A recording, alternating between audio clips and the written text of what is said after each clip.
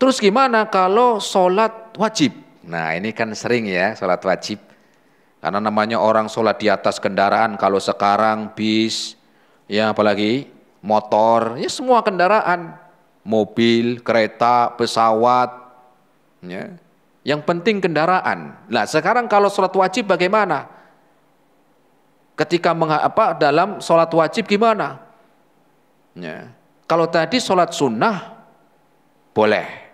Kalau sholat wajib sekarang, lagi di atas pesawat, lagi naik pesawat, lagi naik kereta, lagi naik mobil, naik bis, gimana ini?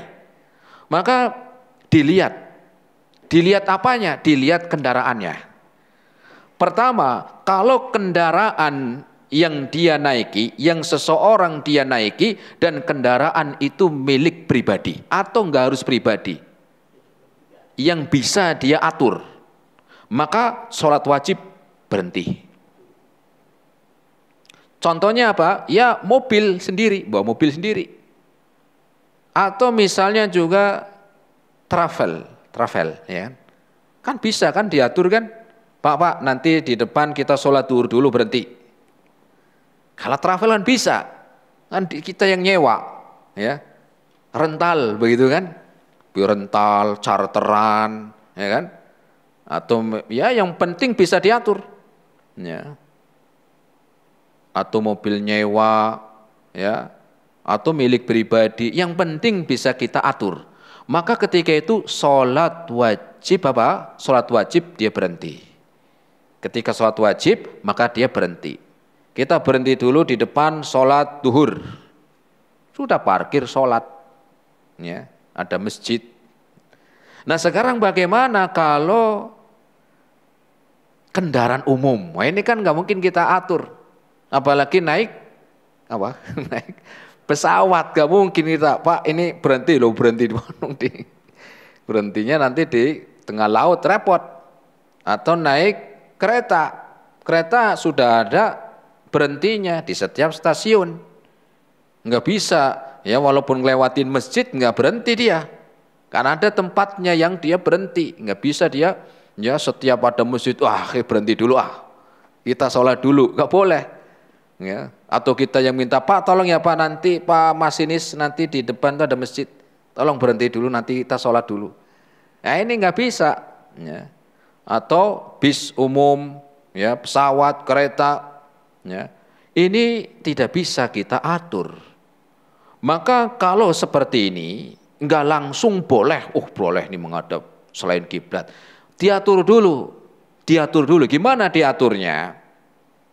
Diaturnya kalau bisa memungkinkan sholat sebelum naik kendaraan umum ini, diatur sebelum naik kendaraan umum ini sudah sholat dulu. Misal kereta berangkatnya jam 1 siang.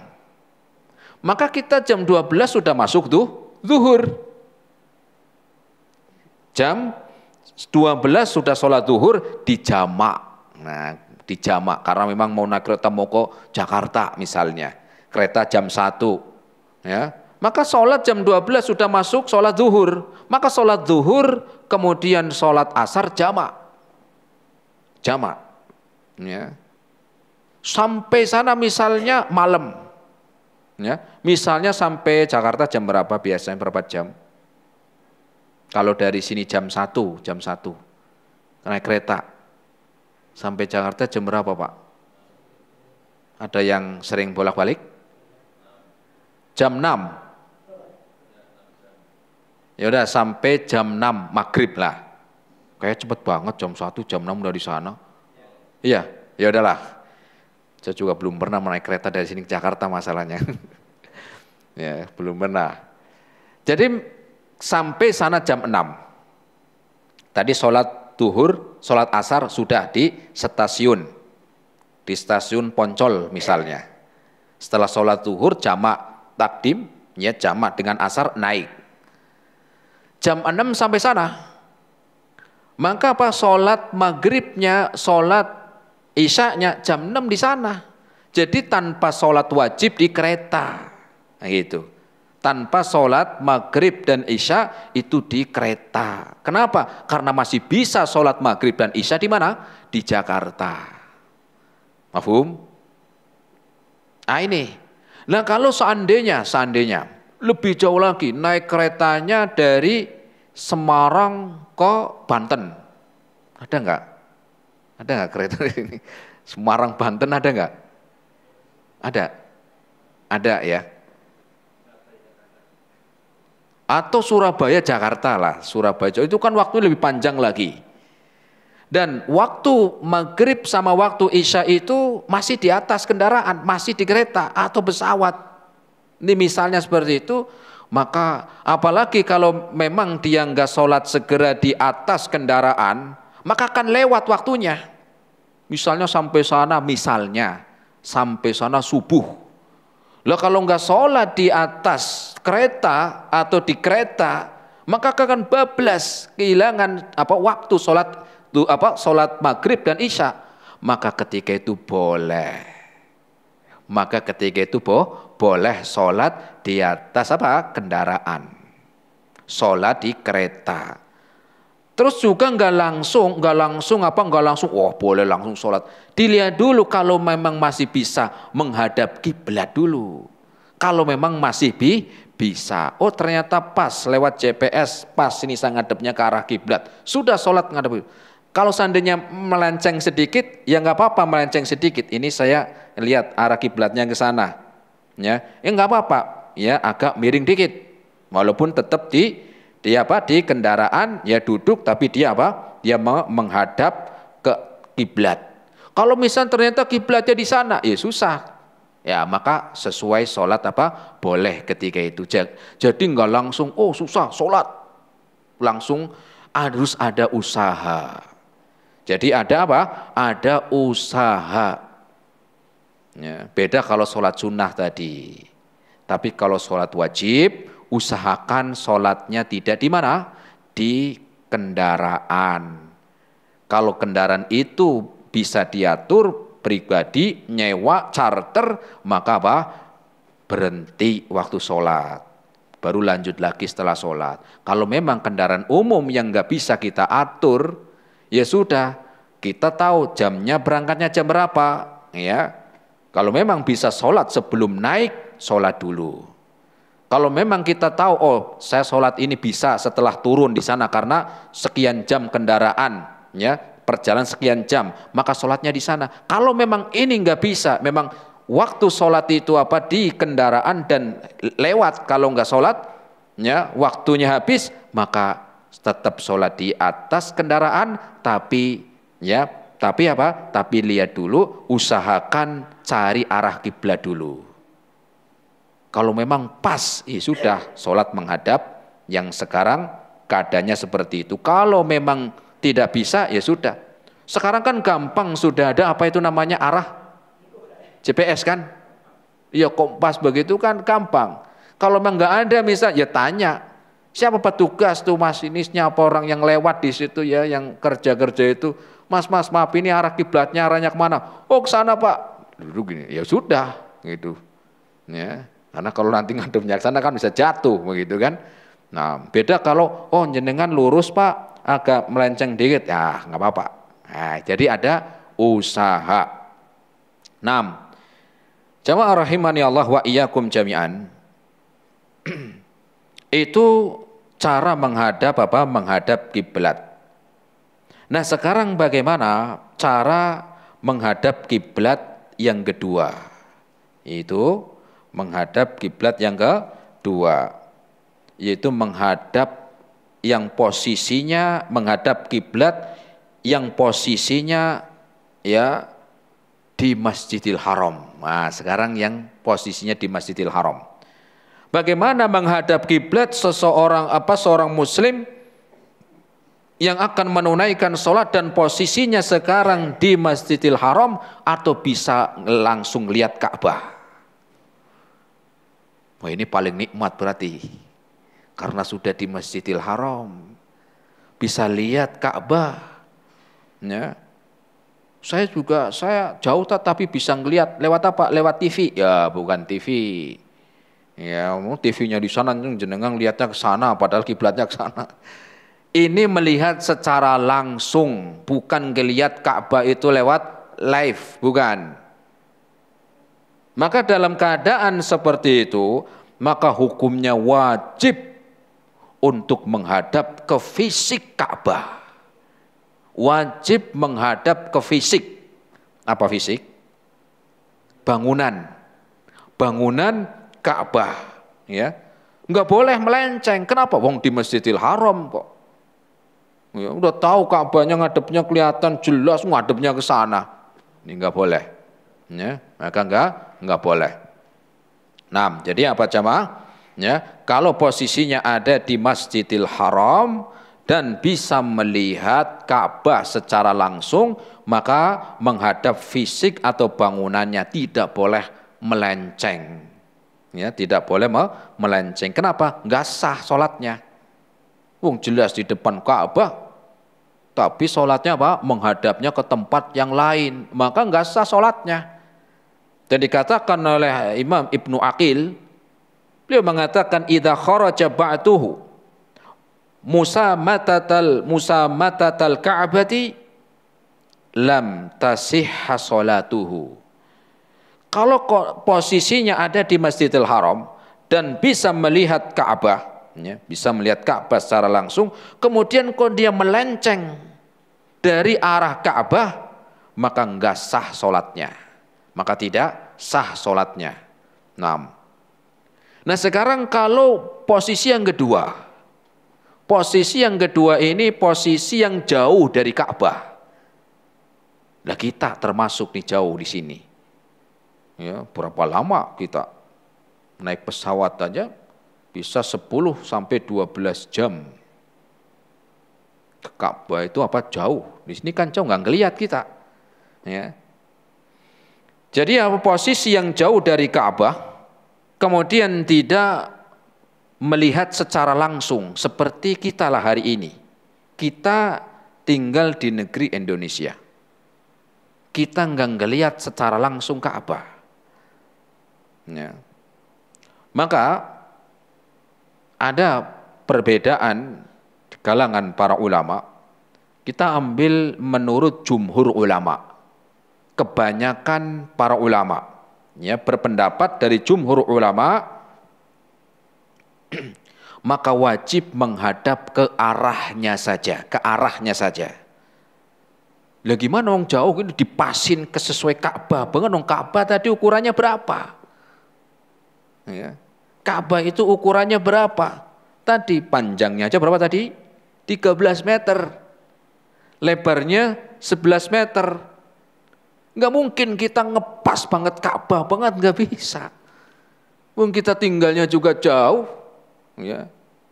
Tinggalnya apa? Tinggalnya jauh. Maka jumhur ulama mengatakan bahwa wajib menghadap ke arahnya. Ke arah. Ya, sekarang kan sudah ada alat-alat nih ke arah kiblat ke sana. Ya sudah kita wajibnya ke sana. Ya.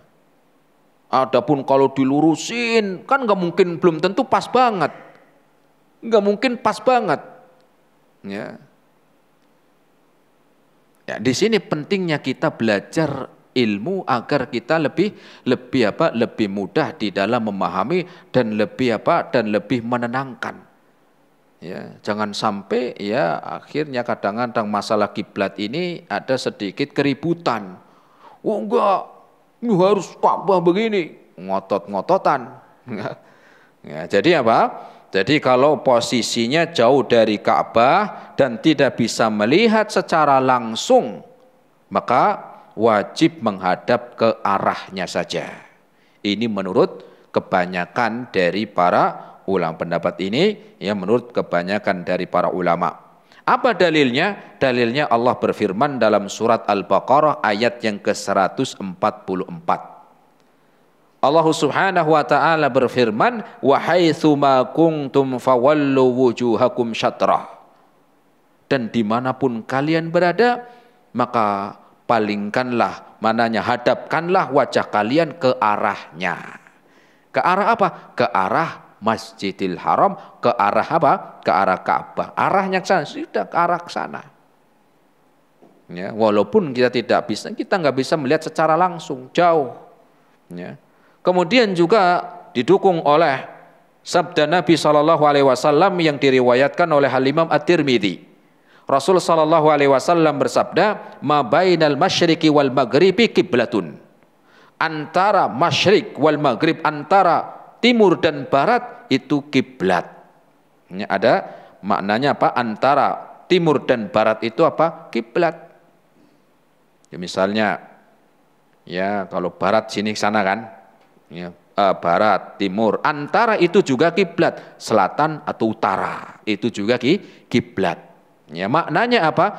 Ya, ada usaha, ya, ada usaha ke arah Ka'bah atau arah Masjidil Haram bagi yang jauh, yang tidak bisa melihat secara langsung. Naam. Dan ini pendapat yang lebih kuat. Jadi nggak bisa harus ngepas banget loh, jauh, secara akal aja nggak mungkin gitu loh. Ya, secara akal tidak mungkin. Ya. Yaitu seluruh kaum muslimin harus menghadap Ka'bah. Seluruh kaum muslimin jumlahnya banyak, tersebar di berbagai negara, tersebar di belahan dunia. Kalau semuanya harus ngepas sesuai Ka'bah di tempat arah Ka'bah, nggak mungkin secara akal, ini nggak mungkin, nggak mungkin. Pertama karena jaraknya jauh. Kemudian yang kedua, ukuran Ka'bah itu kecil. Ukuran Ka'bah itu kecil, sedangkan masjid gede apa kecil? Gede. Masjid ada 100 meter ke sana. Ini nggak mungkin, secara akal nggak mungkin. Kenapa? Ka'bah kecil. Ya, cuma berapa? 12 meter. Ya, 12 meter. Ya, atau 13 meter tadi, lebarnya 11. Ya. Bahkan lebih kecil dari musola, ya kan? Musola aja lebih besar dari Ka'bah. Musola di kita kan lebih, ya lumayan berapa orang tuh. Apalagi kalau masjid besar. Ya. Masjid yang sekian ratus meter, ya. Ya, sehingga jangan sampai memaksakan. Kalau seandainya dipaksakan, seandainya harus sesuai Ka'bah benar, itu nanti safnya nggak lurus lagi, tapi begini, betul. Kalau masjid yang besar, masjid besar, safnya panjang. Lah Ka'bah itu kan tadi berapa? Ya, Ka'bah itu 13 meter, sedangkan orang sholat sekian meter. Kalau mau dipaksakan harusnya kan begini. Kayak orang yang sholat posisinya ada di Masjidil Haram, itu kan muter. Orang sholat bisa muter begini, kenapa? Ka'bahnya tengah-tengah. Lah kalau dipaksakan harus sesuai Ka'bah yang masjid 100 meter, safnya nggak lurus begini, harusnya begini dong, kan gitu. Makanya ini apa? Ini agar yang ya mungkin waktu-waktu yang lalu ada sedikit perbedaan, ya ada sedikit ya perbedaan, ini ngepasnya gini. Ya, setelah belajar ini kan akhirnya jadi legowo, kalau bahasa kita itu begitu. Ya, jadi apa? Ya jangan sampai malah akhirnya jadi ribut. Ya, nanti kalau modelnya begini, sedangkan kita jauh posisinya dari Ka'bah, nanti kalau ruku gimana? Nanti bisa kepala bentur kepala yang lain, gitu. Bisa bentur yang lain. Naam. Ya, sehingga ya kalau dipaksakan jadi apa? Jadi muter, nah, begitu. Ya, kayak angka U begitu. Padahal masjidnya besar panjang. Nah, kemudian juga kenapa pendapat ini ya bagi yang orang posisinya jauh dari arah kiblat atau arah Ka'bah tadi, ya wajibnya mengikuti arahnya, nggak harus pas banget karena jauh. Dan juga dibenarkan karena memang apa, agama Islam itu mudah. Agama Islam itu mudah, agama Islam itu gampang, ya, tidak mempersulit. Allah Subhanahu wa taala berfirman, yuridullahu bikumul yusra wala yuridu bikumul usra. Allah tidak menginginkan untuk kalian susah, tidak menginginkan. Bahkan Allah menginginkan untuk kalian mudah dan tidak menginginkan untuk kalian sulit. Enggak. Ya. Kemudian didukung juga Rasul mengatakan ad-dinu yusrun, inna dina yusrun. Agama Islam itu mudah. Ya. Lihat para sahabat. Lihat para sahabat Nabi. Apakah para sahabat Nabi itu tinggalnya cuma di Mekah, di Madinah? Enggak, kalau cuma tinggalnya di situ Islam enggak tersebar. Mereka ke negeri Syam, ke Yordan, ke Damaskus, ke negeri Syam. Ya, ke Aljazair, ke Eropa, ke Afrika. Pernah dengar mereka di sana ngerubah arah kiblat? Oh, ini kayaknya enggak pas nih. Wah, harus begini. Kan enggak. Kenapa yang sering kali kita yang di sini akhirnya dari ribut? Ya. Ini pas apa? Ini GPS-nya ke sana melenceng dikit sampai ada pengurus masjid itu sampai sholatnya itu dua kali. Yang tetap sesuai apa? Tetap sesuai shaf pertama sama yang agak melenceng dikit. Ini kan sebenarnya yang enggak ya kurang pas lah, wong kita memang keadaannya jauh. Kecuali memang melencengnya jauh banget. Sedangkan melencengnya terlalu jauh ya enggak masalah. Tapi kalau cuma melenceng dikit gitu misalnya dari sesuai ini, ya tentunya ini kalaupun mau dirubah harus ada musyawarah, ada cara-cara yang baik, ya ada pembicaraan, begitu.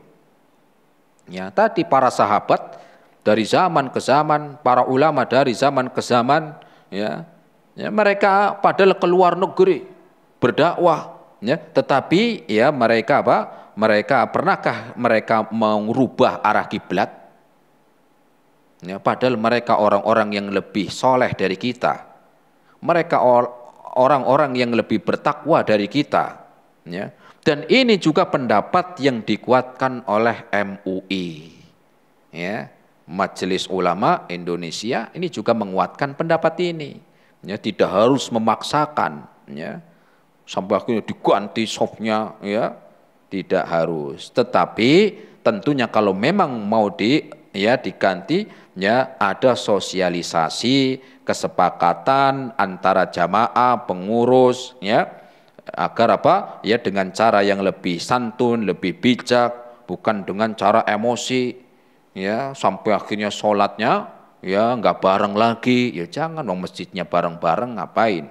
Nah, kalaupun mau ini ada pembicaraan, sosialisasi, ya kemudian juga ada pembicaraan yang baik dengan cara yang santun. Nah, berbeda kalau melencengnya terlalu jauh, ya berbeda. Nah, kadang-kadang malah ada yang sholatnya itu ya karena dia sholat jamaah. Kemudian dia merasa ini kiblatnya melenceng ke sana dikit, akhirnya dia gini sendiri. Yang sini lurus, yang gini karena menganggap kiblatnya sana. Ini kan malah merusak shaf, merusak barisan sholat. Ini ngadepnya ke sana semuanya lurus. Yang satu yang sini dia meyakini enggak lurus begini kiblatnya, agak melenceng sana. Akhirnya jenengan gimana kalau sholat di sebelahnya sini ngadepnya ke sana? Apakah ini enggak merusak barisan sholat? Apakah ini malah tidak memecah belah? Tidak memecah belah umat? Ya, maka hendaklah kita ketahui. Nah, ini bahasan tentang Tentang yang berkaitan dengan menghadap kiblat dan menghadap Ka'bah. Ada sebagian orang yang mengatakan, ya ini tambahan aja. Gimana nih orang muslim katanya nggak boleh menyembah berhala. Tapi mereka sendiri tuh sholatnya menghadapnya Ka'bah. Sujudnya menghadap Ka'bah. Rukunya menghadap Ka'bah. Apakah mereka itu nggak sama orang musyrikin? Pernah dengar nggak jemaah? Ya. Katanya mereka nggak mau menyembah patung, nggak mau menyembah berhala, nggak mau menyembah benda. Kenapa mereka sholatnya harus menghadap Ka'bah semuanya? Bukankah mereka sujudnya menghadapnya Ka'bah? Maka kita jawab, ya, adalah bahwa Ka'bah di dalam Islam itu bukan untuk disembah. Sekali lagi, Ka'bah di dalam Islam itu ya bukan untuk disembah, tapi sebagai media pemersatu umat Islam dalam ibadah sholat. Media apa? Pemersatu umat Islam dalam menunaikan ibadah sholat. Ya. Bayangkan kalau seandainya tidak dibuat media pemersatu dalam ya kiblat untuk apa? Untuk menghadap ke arahnya, ke arah Ka'bah. Bayangkan sholatnya gimana? Semrawut. Waduh, yang ngadep sana, besok ngadep ke sana, besok ke sana. Karena nggak ada apa? Nggak ada aturan. Ini yang pertama. Jawaban yang pertama bahwa sekali lagi Ka'bah itu bukan untuk disembah. Ngapain disembah, wong itu batu? Ya, itu batu. Sekali lagi tadi kita juga tahu tadi Ka'bah itu apa? Bangunan. Ya, yang mondasi siapa? Nabi Ibrahim dan anaknya Nabi Ismail. Bukan untuk disembah, tapi itu sebagai media ya pemersatu umat Islam dalam ibadah sholat. Begitu. Bayangkan kalau nggak diatur, seandainya Allah tidak mengatur itu, kayak apa orang sholatnya? Ya, semrawut, sudah apa semrawut ya? Nggak ada aturan. Kemudian yang kedua, yang memerintahkan sholat menghadap Ka'bah itu adalah Allah Subhanahu wa ta'ala. Itu jawabannya. Sehingga bukan berarti orang Islam yang sholat menghadap Ka'bah itu artinya nyembah Ka'bah, bukan.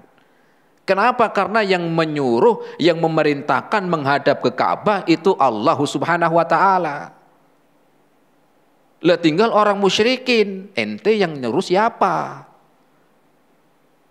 Ya. Orang yang menyembah berhala yang nyuruh siapa?